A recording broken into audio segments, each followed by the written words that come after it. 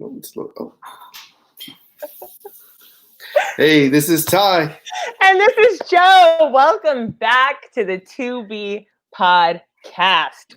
Happy to be here. That's right. And you already know we're two Black educators hailing from Boston, and we are seeking Black excellence in so many ways. Tell them a little bit more, Joe. We are not only seeking Black excellence, but to promote equity, to promote love, to promote blessings. We're just here for all of Bless it. Up. All of it. Bless up.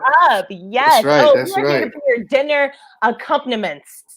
Since it is 7 o'clock. Well, for the East Coast people. Right. Exactly. Come have dinner with 2B. Listen, it's June 25th, 2020. In fact, a special shout out to my homegirl Whitney. It's her birthday. I just talked to her a little bit ago. Happy birthday! Hey, happy birthday! Hey. I don't know if we're going to be that hype once we get into what we get ready to talk about, but let's go ahead and get this thing started. And before we go any further, let me make sure I tell you, please make sure you are following us at 2B Podcast, Instagram, Twitter, Facebook. And of course, if you missed this live stream, if you're listening right now, that means probably someone told you that we're on every podcast streaming site that can be out there. Right. So tell a friend to tune in to 2B. Yes, and yes. And actually, cool thing, cool and not that cool, but cool thing, we have been marching for 30 days. And the reason I say cool thing is because that shows that we are actively pursuing, and we are not giving up the march for Black humanity, right, to show that Black lives matter. Right. And I am all the way here for it, but this also marks a month since George Floyd's murder, but his death clearly has not been in vain. We will continue to persist until change comes. I think these small wins are very important, right? In terms of galvanizing everybody in this movement. And speaking of movement, making sure that all of us understand this is a movement, right? Not just a moment. So I know that we posted something on our social media about, we're still searching. We're still actively searching and going after the killer. I shouldn't say searching. We already know who they are. We are still looking for the killers of Breonna Taylor to be arrested, charged, and bring some justice to her situation, to her family. And we are doing a lot of other things, small things here and there, but they're going to lead to a big win in terms of dismantling this systematic racial oppression of America that we've been experiencing for centuries. Correct. And we say small things, but that's not negative. That's not negative. Remember, a collection of small things makes a big thing, right? Mm-hmm. So when we think of collective action, that requires individuals to be doing their part. So don't think that your little thing is too small to be done. No, I mean, this is proof, right? You talked about 30 days of marching. We see what some brands have said and tweeted, and they've taken initial steps, right? We're not satisfied yet, but it is proof that our voices are being heard, that you're being seen when you go out there and march, when you tweet, when you hashtag. And then again, I always go back to this. Make sure that you vote with your dollars. Make sure that you are sending a message with where and who you spend your money with. If they're not supporting the Black Lives Matter movement, if they're showing you that certain lives matter more than others, don't spend your money there. Canceled. Exactly. That's what needs to happen. That's exactly what needs to happen. And speaking of other news, today there was a lot of breaking news.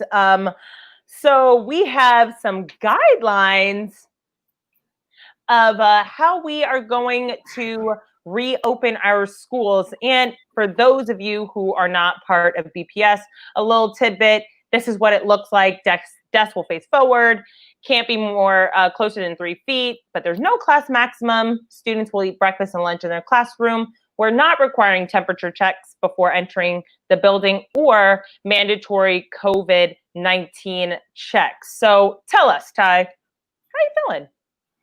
So basically, we're just doing some interior decorating. That's it. I mean, correct me if I'm wrong. That's essentially what that comes down to. We're gonna decorating. Move a few desks to the left, to the right. Everybody face forward. And masks are required. I didn't put that. We're also doing some new some new fashion statements. I mean, I said that in jest, but at the same time, it's like, seriously, these guidelines, as a teacher, I want to be optimistic about where we're going in terms of the future of education in the aftermath of the COVID-19 outbreak. But at the very same time, when you look at these guidelines, I'm not really sure how they're keeping anyone safe within the school environment, right? As a staff member, if you're a teacher or a staff member and you're interacting with students all day, certainly the masks help. But at the same time, anybody that's ever worked with students knows that, hand washing, hygiene, they're not always paramount in their minds as to things that they should do constantly throughout the day. And then, we're high school teachers, right? But I think about elementary school, middle school teachers. It's hard enough in some schools to keep students in uniform, right? To keep students from having their cell phones out. Now we're going to mandate that they have these masks, and we expect them to keep them on throughout the day. That's a tough task. It's a tall task. It's definitely a tall task. And they're going to be in the rooms all day. They're going to be eating breakfast there. They're going to be eating lunch there. And my thing is, are we just going to be thinking and solely concerned about if you're wearing the masks? What happens if you are not wearing the mask? Then am I required to kick you out of class? Also, these regulations for 3 feet of separation are less stringent than restaurants. And I'm like, I see a big problem with this. So what are the sanitation standards for this school? And obviously our social distancing standards aren't the same. How is it that school is having less regulations than restaurants? And this is starting at 2nd grade. Those are 8-year-olds. Or even younger, actually. So no. How are we expecting them to just be like, hey, no, don't play, stop, don't touch, don't. This is not learning. Also, when I think about how that is going to sterilize the learning environment, and I'm thinking about when we are not in an environment that is conducive to learning, our brains don't open. Right. If you don't feel safe there, then it's hard for you to learn, without a doubt. Right. Which actually segues us. Let me say this real quick before we move right along, is that I'm of the belief, I think the best way to really address this concern and to really put people's minds at ease, students' minds at ease in the learning process, protect teachers and staff members as well, is I really believe the only way to go about school in the fall and moving forward for at least a good amount of time is to go into a hybrid situation. And I know part of the release also discussed that schools should be preparing for all 3, whether it be completely in school, physically in the school building, a hybrid situation where students will come to class on certain days and virtually other days, and then also prepare for a completely virtual experience. But I really believe we need to go to a hybrid sense where some students come to school Monday, Wednesday, Friday, some come Tuesday, Thursday, and then rotate. The more and more I continue to read and learn, that is the only way that I can see that we have an opportunity to then cleanse, sterilize the classrooms, the doorknobs, the bathrooms, all of the common areas. And then we're also giving students an opportunity to then stay home so they're not continuing to come into the school building and bring those germs in and out on a consistent basis. I think the most troubling thing that you brought up in that slide there's no class maximum. Wait a minute. So, we're fortunate, right? We talk about personalizing for us. We're fortunate. We work at a rather large building in terms of the capacity of the building.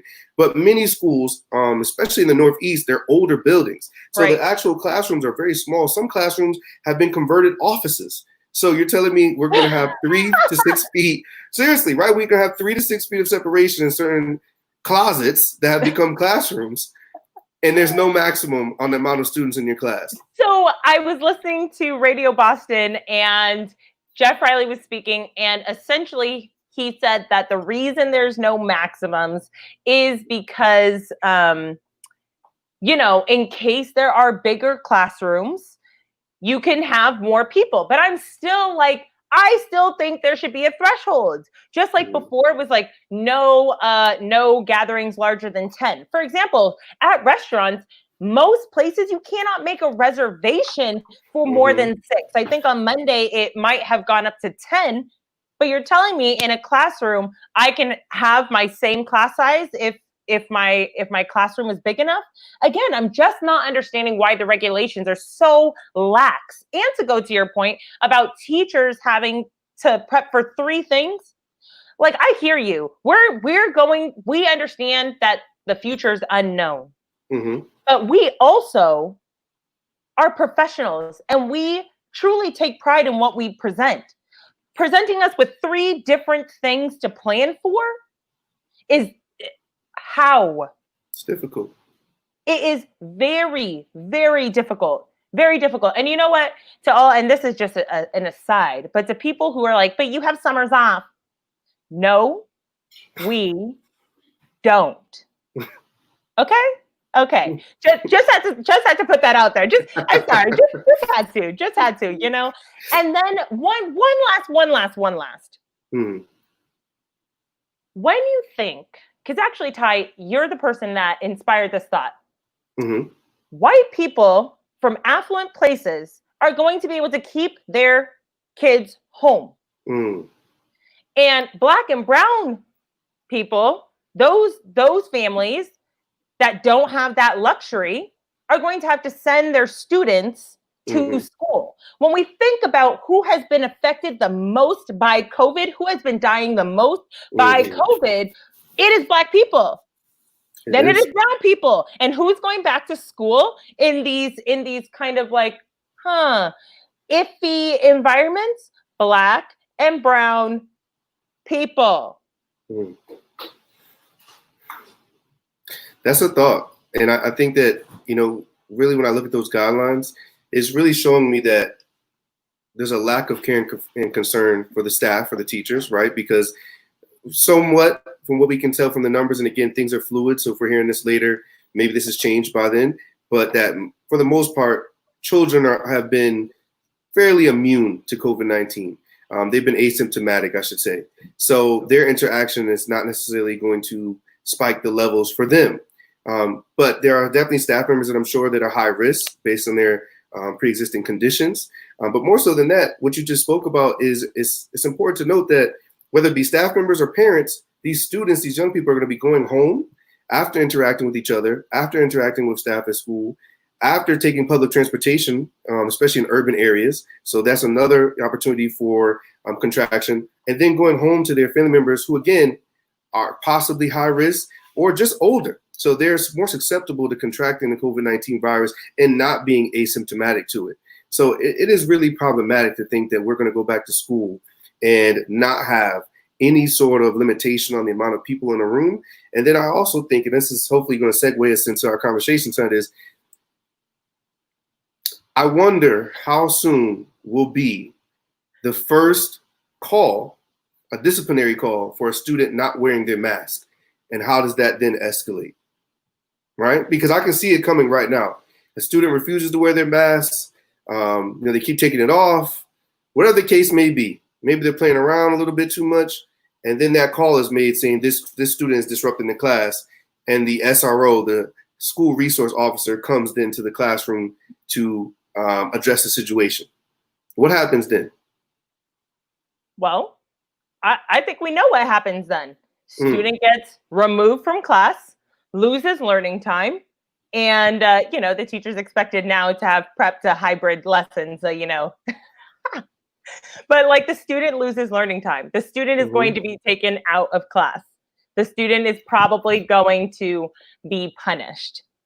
Absolutely, and I think that's the most pressing issue when we talk about having police in schools, is that far too often when they show up to the classroom, they don't show up in certain cases, I should say. I won't say far too often, because there are some schools where this is not the case in some districts and some buildings, right? But in a general sense, there have been a number of documented cases where school resource officers show up to a classroom, show up to a situation within the school building, and they escalate it instead of de-escalating the situation. Yes. When they arrive, they treat the situation the same way we've been seeing in the streets during protests, the same way we've been seeing on the news, on our social media feeds, that even when someone is peaceful, possibly maybe upset, but peaceful in their manner, the police show up and they escalate it. We watched a video, and I say we, mean the collective we, of a man, I'm not sure where, but a gentleman he stated he was waiting for a Western Union withdrawal from his sister. And the police show up, and one police is talking to him very calmly, and another police officer runs up and tackles him. What? Unarmed black man like, tackles him.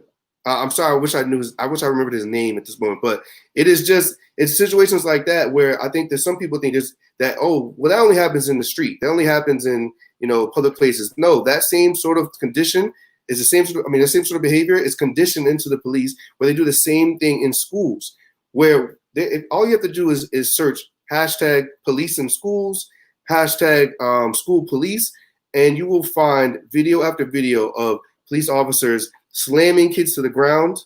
And again, I'm talking about the kids are not threatening to the police officer. I'm talking about little kids too, kindergartners in handcuffs. I've seen that.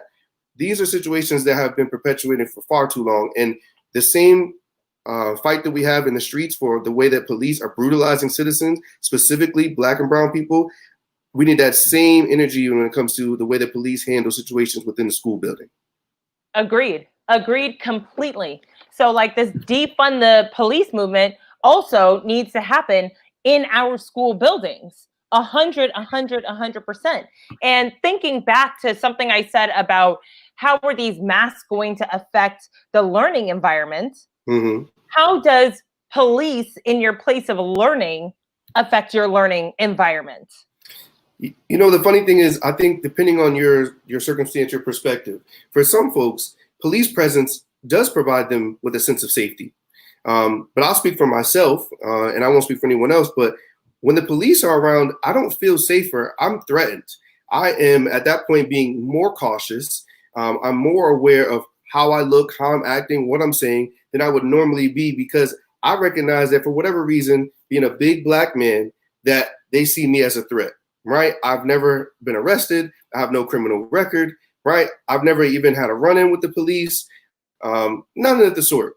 But yet and still, even as an upstanding citizen, I feel the same way as someone who has had run-ins with the police officers, because I know where it could possibly end up. Agreed. And how many students also feel that way, right? Plenty. And let's be honest, they've witnessed it, whether it be within their own families, where situations have arisen and the police have shown up. And that's why, you said on our last podcast, stop calling the police on Black people, right? Especially for us, stop calling the police, because we know when they show up, they're not coming to aid and assist and help. And even if they haven't experienced it in their own families, depending on what neighborhoods you come from, you've seen police interactions in your neighborhoods. So you've been out there with your camera, seeing the police harass folks at the very least, and in some cases abuse and beat them, right? We've seen police ignore what are supposed to be our civil rights in the midst of the way that they go about doing their job. We've seen it. We witnessed it. And even if you haven't experienced it yourself, I think one of the things that is incumbent on the Black experience in America is you know someone who has. So even if you haven't felt it, you know someone who has gone through that. But what about okay, so let's say that there weren't police. Our police chief said that metal detectors, for example, are a deterrent to thwart weapons in schools, and it's an addition of security, and he considers that to be a success. And a veteran of policing says that he thinks it makes students feel safer. And we at Madison have metal detectors. So, is that making us feel safer? Should this be a success story? Listen, metal detectors in schools combined with police presence, all it does is criminalize students. And if that's the case, according to our police chief, why are there not metal detectors in every single school? If it in fact makes students feel safer, then should they be in every single school? I mean, I'm asking, maybe it's rhetorical, but if that's the case, every school should have them if in fact they are a measure that is taken that then leads to safer schools. So then as a parent, I want a metal detector in every school. Why is there not a metal detector in every school? Oh, that's right. Because we only see certain student bodies, certain demographics of students, Black and brown students from urban areas, as threats. We see them as potential and probable in some cases, for some people's thinking, criminals. That's why those schools have metal detectors and other ones don't. I mean, the thing is, this is scientifically sound, what you just said. The biggest predictor of schools relying on more intense security measures is color, is color. And again, that is problematic because when you go to school, you want it to be a place where you say, wow, I'm here to learn. Not, wow, first thing I had to do was see if I was a criminal. First thing I had to do was have my bag checked. What, like, how does that then make me say, I'm so excited to learn? It doesn't. And I think that the thing that needs to be understood in regards to safety in schools is that I think we've seen this in our society in general. No matter what measures you put up, if someone has that type of malice in their heart, that ill intent, they will find a way to go around those measures that are put into place, right? I mean, I'd imagine, right, that if I'm a student who is looking to commit a crime, bring a weapon to school, I'm not coming through the front door where the metal detector is. I mean, I think we can give our students enough credit and their critical thinking skills to say that if they, if they were in that space, which unfortunately I hope that they're not, but if they're in that frame of mind, that they're not going to then come through the front door knowing that there are metal detectors there, knowing that there's generally someone stationed at the front door that would then deter them from the mission that they're looking to take on. So it really is, it's a myth. It's faulty thinking to think that a metal detector, and then I'll be honest, in some schools, right, and this is not just schools I worked in, I've heard from other educators, I've been a part of a few Twitter threads and other social media threads, that schools have metal detectors and they're not even being used, right? So they're there just simply as a symbol of, what we think of you in terms of the students. That, I hadn't even thought about that. That there are metal detectors that are not being used, but are just sitting there like, hey, by the way, this is my perception of you. Because if I did not perceive you in this way, if I did not think you needed greater security, then I would not have this here, right? And our kids, like you said, your critical thinking skills, like when they see that they're being treated differently than another school, and actually our school is connected to another school. Guess what? That school does not have metal detectors. How do you think, and do you think our kids don't know that? Why do you think that is? Why do you think that is, Joe? Why do you think our school has metal detectors in the school connected? Literally the same building, right? Hallways connected, where we can simply walk through each other's doors. Why do they not have metal detectors? Race. We have over 80%. I think it's about 7% Black and brown students at our school. That is nowhere near the population, the population percentages at O'Brien. Nowhere. But that is that bias that comes and says, hey, you need to be policed more. Hey, you inner city kid, you need to be policed more. Or what is it? Because obese kids, sure, they might be coming from the inner city. So it has to do with the density of how many Black people and brown people you have at your institution. And the craziest part is, again, it's not rooted in science. It's not even proven that these measures do anything to assist with, one, creating a learning environment that is safe, or two, improving test scores, or three, keeping anybody safer. The craziest part is that Black bodies are policed more, even though over the past 25 years, the major violence that has happened at schools has been at the hands of white people. 62% of them. White people. But somehow that science doesn't matter. In suburban areas at that too. White students in suburban areas. The schools ideally that don't have metal detectors and sometimes do not have school resource officers. So literally where we put these measures into place is not where the greatest need seems to be based on the data. But this is how we persist. Exactly. And that is why we are calling for the demilitarization of schools because they're not based in anything but a fear-based mindset that is rooted in bias and racism. Mm-hmm. And I think the other thing that's really key here as well is beyond safety, right? Safety is a major part of this conversation, is when we think about the academics and the learning process and ability for students to succeed, because students come to school to learn, right?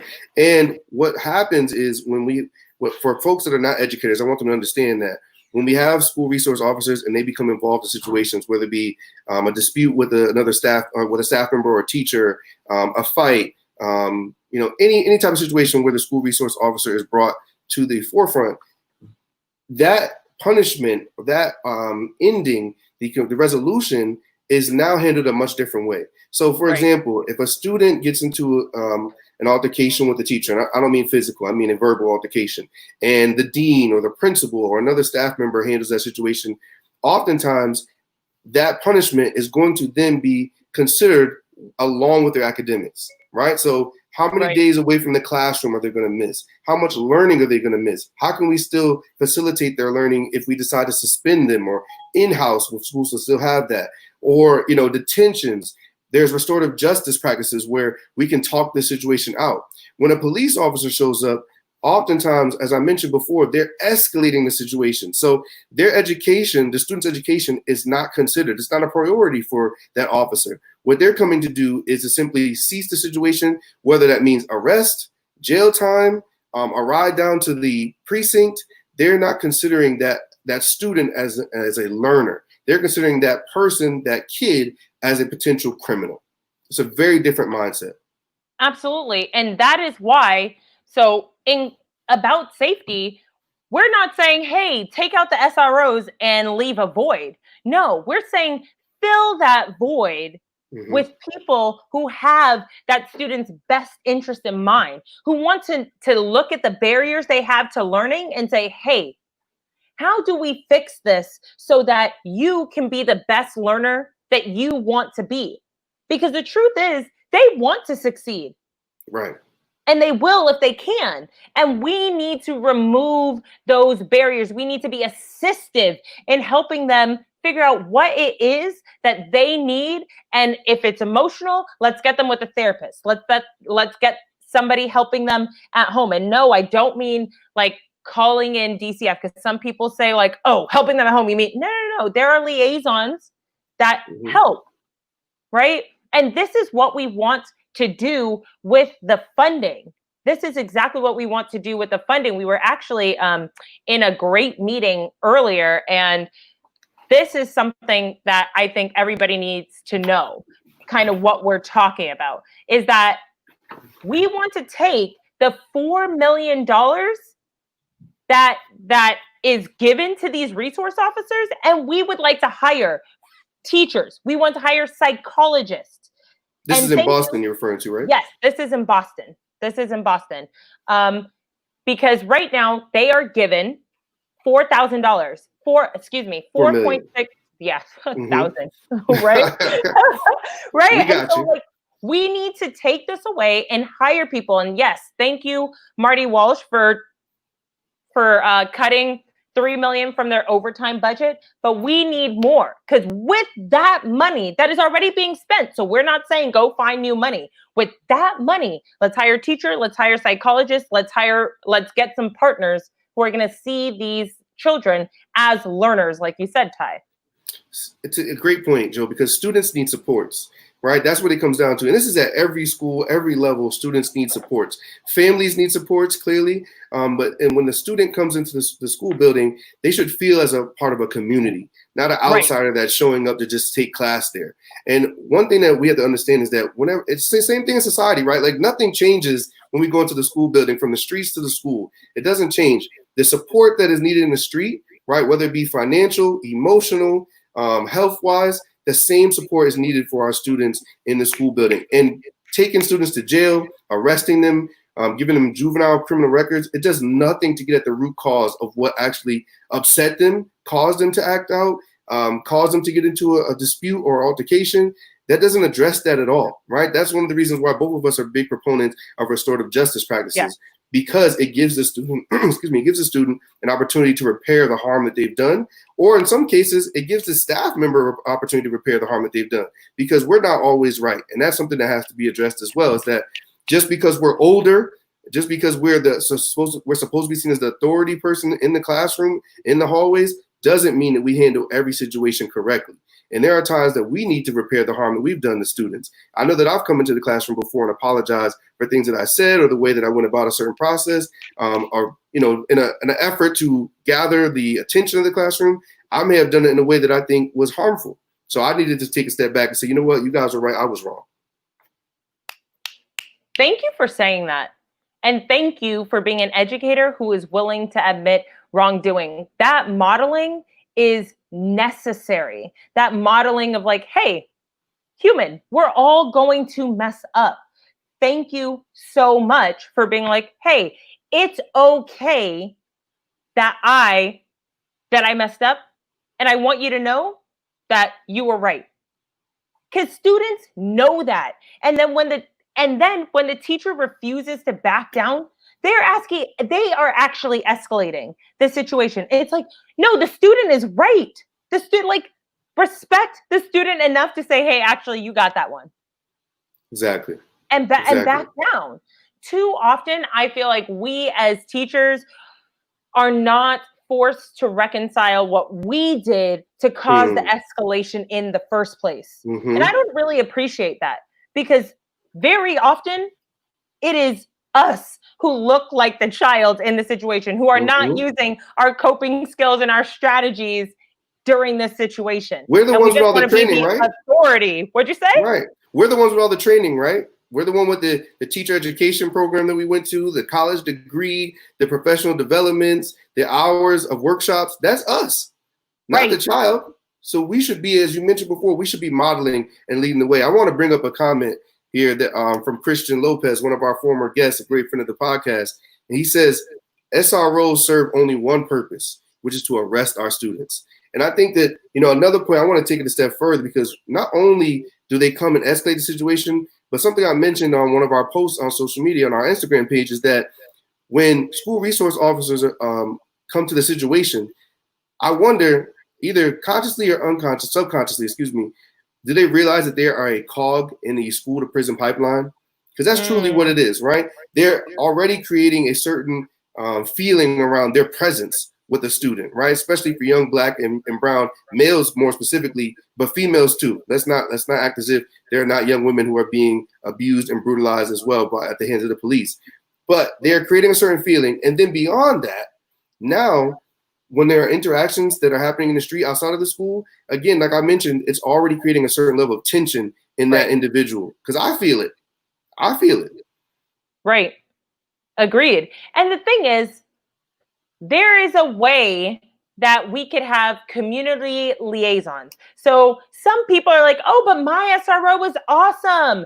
And they were at every game, and they were out of their police uniform engaging with the school community. And I'm like, right, that's amazing. I don't know where those people are at, but let's not forget that SROs uphold the system. Now, if those same individuals want to break free of that system and become an embedded part of the community, because this is a community. If you see this just as a job you come to and you leave, that is the part of the problem. Because you need to know these kids. You need to build relationship. You need to see them as your kids, just like the way teachers refer to their students as our kids. If you're not doing that, get out of the building. You are a danger. Gotta go. I really believe, and I said this to a friend earlier in a conversation this week, that there has to be a way, if we are truly going to take steps towards anti-racism, that is specifically in service professions like the healthcare field, like education, like policing, like transportation, all of these fields where you are servicing people, where you are civil servants, we need to be able to, in an interview process, examine your biases. We have to, because you cannot be in a position to help people, to aid them, and then feel the way that you do. I don't know how many social media posts I've seen from white women nurses, where they have exposed themselves because they've gone on these rants about some of their patients, about some of the Black and brown folks that have come into their, whether it be doctors' offices or ERs or medical facilities, and the things that they think about them inside and outside of their field. And I'm sorry, you don't turn it off, right? That's an unrealistic expectation that we have, is that, well, I put on the uniform, or I show up to my job in my shirt and tie, and I'm someone different. No. Right, those biases are held within. So it's not as if you turn them off and you leave them at the door when you walk in. And that's unfortunately why Black women, right, died at a disproportionate rate during childbirth. Right, that's why Black students, specifically Black males, but also Black and brown in general, students are disproportionately criminalized and disciplined in schools. Right, these are continuous situations that perpetuate our society, and I think that it's important that we examine that there is a parallel, right, between school discipline policies and the criminal code that leads to mass incarceration of Black and brown bodies. The numbers and the data suggest that. Absolutely, that correlation can 100% be made, and I want to remind people that, like, this is not like, oh, it starts in high school. We're both high school educators, but no, this is starting in kindergarten. Mm-hmm. This is starting when they are tots. And I think I had said this before, like, Black boys and girls are getting suspended at 3 times the rate of their white peers, and for minor things. They've started doing studies on the eyes of teachers, and you look and you see that they are just like looking at the little Black boy.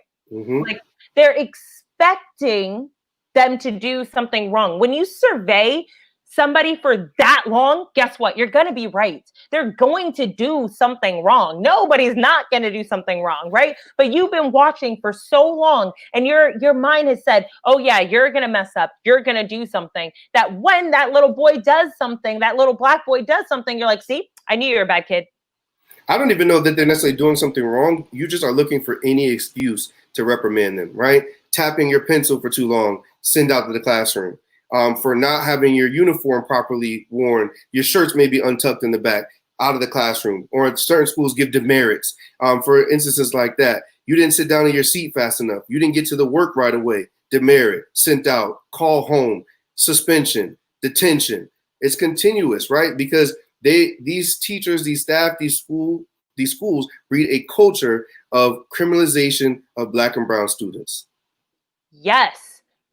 And I'm going to misquote, but James Baldwin said something to the effect of, the Negro has never been as docile as white people want us to be. And there is something about education that is like, dear Black bodies, stop moving. And I'm like, why? Like you said, most of those were like movement things. Oh, you got up. You've seen like, oh, I got up to get my pencil and I was sent out the room. Oh, I was excited and I was showing my excitement. And it was like, oh, you're being loud, get out. Like, it is so incredible how we just want, hey, sit down, shut up, raise your hand, that's it. And if you're not doing that, you need to go. But that is a white supremacist mentality that has infiltrated our schools and is hurting our Black and brown children. Again, I draw that. On top of it, when you bring in the police. Again, I draw a parallel to what you just said. You just keep hitting the nail on the head. It sounds, all the things you just described, it sounds like a term that we often hear police say after a fatal death from a police shooting. The suspect was non-compliant. That's what they always say. Non-compliance, resisting arrest, the same terminology we hear time after time. That's the same thing that we hear in schools. The student was non-compliant. It's the same terminology, is it not? Right? Because it comes from a racist system. We understand that. And well, let me phrase that. Some of us understand that. Some of us were trying to get up to speed, and some of us, we have to find a way to shift out of these positions because they refuse to accept what has been put into place that is disproportionately affecting Black and brown students, that is hurting their not only educational careers, but then their lifelong journey, because we already know that education is a gateway, right? It is a door opener. And if you are not able to get your education to really learn and become a critical thinker, because of the deterrent of school police, of the over disciplinary, the continuous disciplinary actions that are taken against you for minor offenses at the least, then you are going to be set on a path for a very difficult life, a life that is going to then, if the system is working properly, is going to lead to you ending up incarcerated. Right. And we want education, not incarceration. Exactly. And I feel like there are probably people on this call that are like, no, but you don't understand. But no, that's not really what's happening. And oh no, you're making like, no, this is what is happening. And it is problematic. Like when you hear the statistics and people talk about Black children like they don't want to learn. No, and they say those words, oh, they don't want to learn, right? Learning's not a priority, right? One, yes, they want to learn. Absolutely. Two, you probably made that learning environment so toxic that you're right. They're like, that place is hell. I don't want to be there. Yes. And so and then when they don't want to be there, they show up and they don't want to be there because you did something else that was racist, and you send them out and you keep them out of their learning environment instead of building a relationship with that child. You just took away their education. You just took time away from education. And then when they're behind and they're embarrassed because they're behind and then they act out, then you send them out again and they keep being behind. This is a systematic problem. And we keep talking about the surface issue of why is there an achievement gap between white and Black children, white and brown children all the time? Well, let's look at the time in class. Let's look at the suspension rates. And then when you start addressing those issues, I think we might see that gap close a little bit. That was a word right there. That was a word. Again, getting to the root of the problem, right? Not talking around it, not pandering, getting to the root of the issue. And that is, again, the system is racist. One thing I want to say is, every time I hear someone say, I want to get back to normal, I don't want to hear any discussions about getting back to normal unless we're talking about the creation of a new normal. That's it, right? Because the old normal did not provide an equitable experience for each and every student. Correct. It just didn't. And there's enough data to show that, whether we talk about school police, whether we talk about the achievement gap, whether we talk about the opportunity for students regards to higher education, when we talk about wealth building, it's continuous from each stage of life. Agreed. So how then, Ty, specifically to demilitarizing our schools, how do you think we go about doing this? What action steps? I think you mentioned one earlier, and that is to provide more clinicians, more supports for students, take the funding of having SROs, school resource officers in schools, because we know they're going to be reassigned. The police unions, that's going to take some time to really dismantle. They're going to just be put in another space, another unit. They're not going to lose their jobs, right? Let's be honest about that. I could bet my life on that. Dang, you're serious. Anyway, but y'all don't hear me though. But listen, we need to provide more supports for students, right? We know that, one of the things that has gone up over the last few decades is mental health concerns within young people, right? We understand that we have more young people who are having attempts of suicide. We have young people who are experiencing depression. We have young people who are dealing with higher levels of anxiety, some being from the way in which they are dealt with by police, the way that they are dealt with by police in school, in their neighborhoods, their parents, their family members, what they see on TV, what they see as they scroll down their timeline, right? And so these things need to be addressed. We need to give students opportunity to heal and to build themselves up. That's where that funding should go. I could not agree more. And toxic stress is real. Everything you just named. So toxic stress is the state of being in fight or flight for a prolonged period of time over and over and over again, right? And the symptoms of this present in a plethora of ways and often in our classrooms. Right. We don't need school to be another place that puts them in that mental state. Right. Because then they're not learning. And that is Also proven, if you haven't read CRT in the Brain by Zaretta Hammond, she describes everything I just said perfectly about how when your brain is in stress, it is not a learning brain.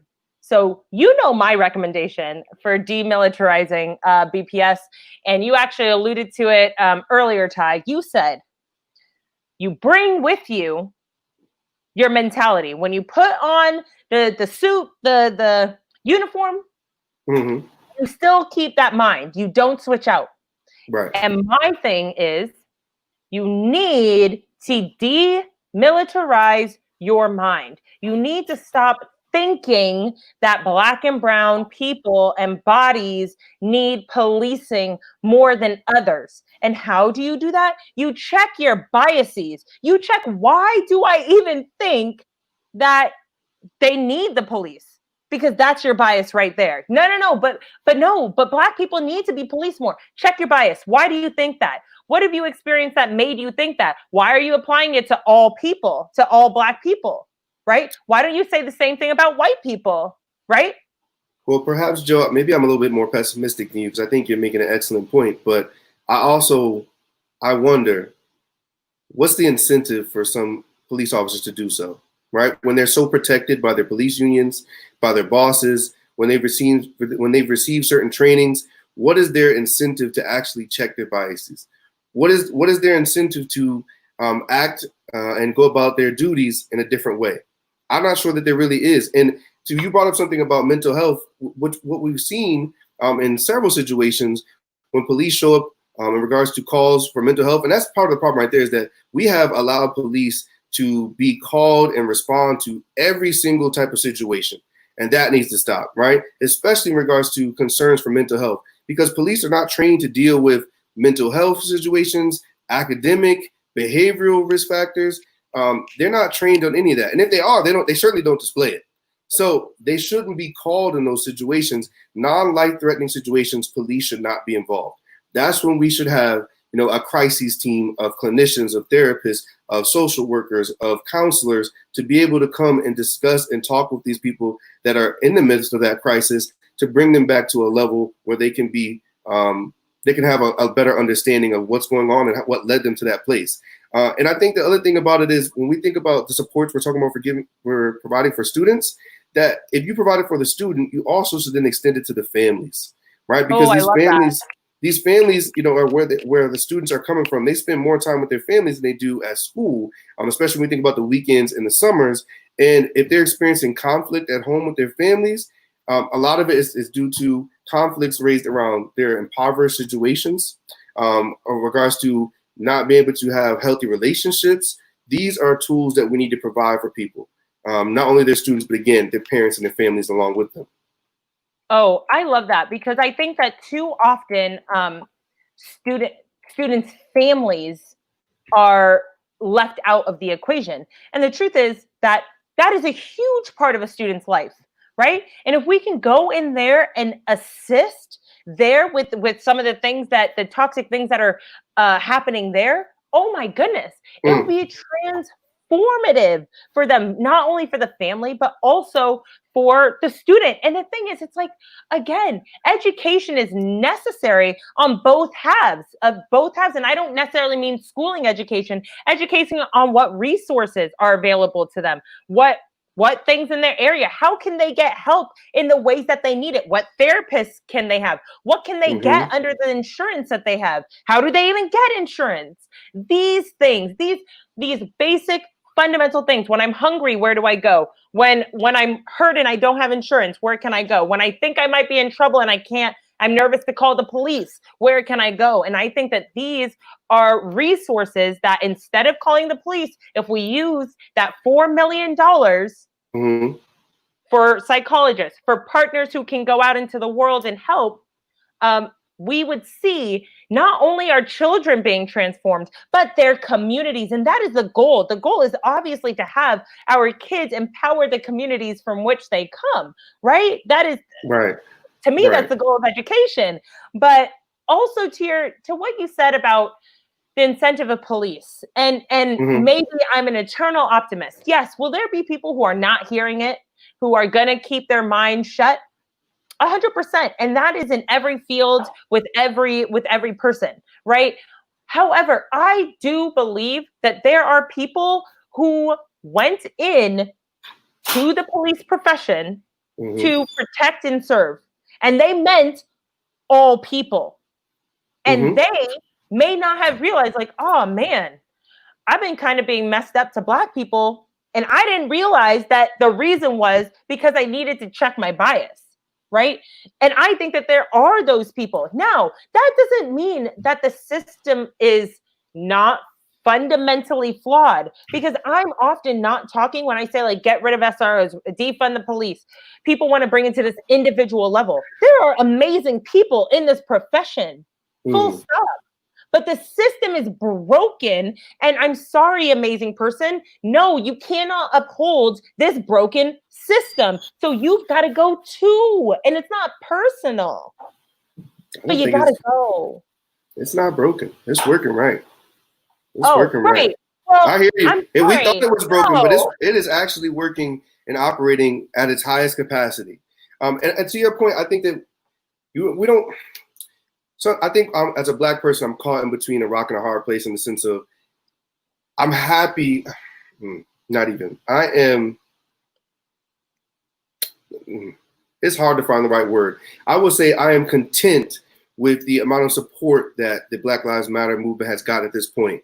But at the same time, it is hard to not feel a sense of anguish, recognizing that this has been happening, right? This is not new. George Floyd wasn't the first, and he wasn't the last. We've already seen that Black man or Black person in general to be killed at the hands of the police.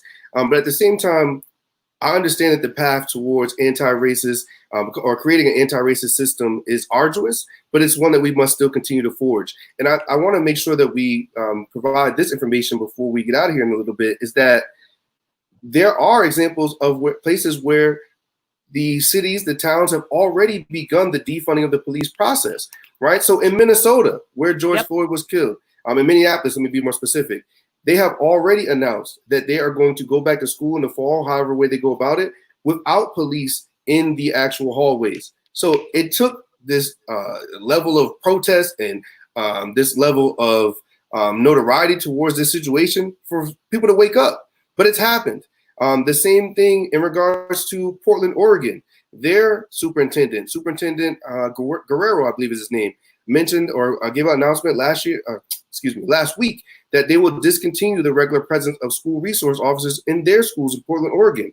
And more specifically, he also said that they are going to direct funds towards the people we just talked about, social workers, counselors, and culturally specific supports for students. So it is definitely possible, and it is happening here and now. But I think it's important to note that I believe it's about 30% of the nation's school districts use police as school resource officers, at least back in, I think it's 2013 or 2014, but that number continues to rise as we think that police officers are making schools safer. But as I mentioned, school shootings have gone up along with school resource officers being in schools. And here's the other part that I want to mention about the safety real quick is that in some of the school shootings, let's take Parkland, for example, right? That's a very, very well-known shooting in Parkland, Florida, not too far from where I used to teach in Orlando, about 45 minutes, an hour away. The officers that actually ended that situation were not on campus. They were the officers that were called and came to the scene. The officers that were there waited outside for backup before they went in. I want to say that again. The officers that were already there at the school waited outside for backup before going in. So even with their presence, the school, number one, wasn't any safer. And number two, they did not see a need to act until they got more cavalry to come. So why are they there to begin with? Can I ask, what color was that shooter? White. Oh, shoot. So, man. Yeah. See, and I thought we needed more police at Black schools. It's not okay anywhere. It's just the data. The data shows that you are policing Black bodies, that we are not entitled to the same privacy, to the same rights as our white counterparts, even when we're not displaying even close to the same actions. It's so problematic. And I want to say thank you to Ty, because I thank you very much for highlighting that progress, because it's so important that we remember that what we're asking for is being done in places. This movement, these actions are working. They are working. And I just want to remind people, because again, people often are like, well, what can I do? What can I do? Take your individual self and contact somebody. Contact your mayor. Call the governor. Go to city council and speak. Give a testimony. Do something. Take action, because they are noticing. And it takes a bunch of individuals doing the same thing to have a collective action, which makes them hear. I have been saying and preaching, force their hand. They're not going to do it arbitrarily. They're not. Because there is a whole system that everything, the government, the police, our judicial system is built off of, right? And we have to make them change, because even though there are obviously people within these systems who want it to change, they need to see us demanding it. They need to see us demanding it. And something I'm going to put in the chat, E3 in their amazingness has made literally a template. And more than a template, they made the whole message. You copy it, you paste it, you put your name, and you send it to the mayor. So I'm putting that in the chat, because you want to know what you can do. That is what you can do. BPS, right. no police. So you're speaking about our mayor, Marty Walsh, here in Boston.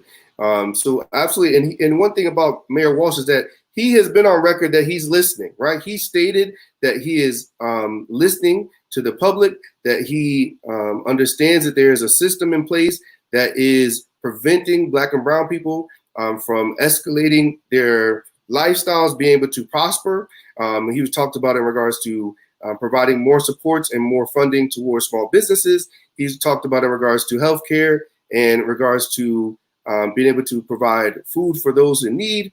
So if he is truly listening, and I hope he's listening to 2B, and you know what, maybe we need to tweet at him to make sure he hears this episode. I'm sure we're going to do that right after this episode.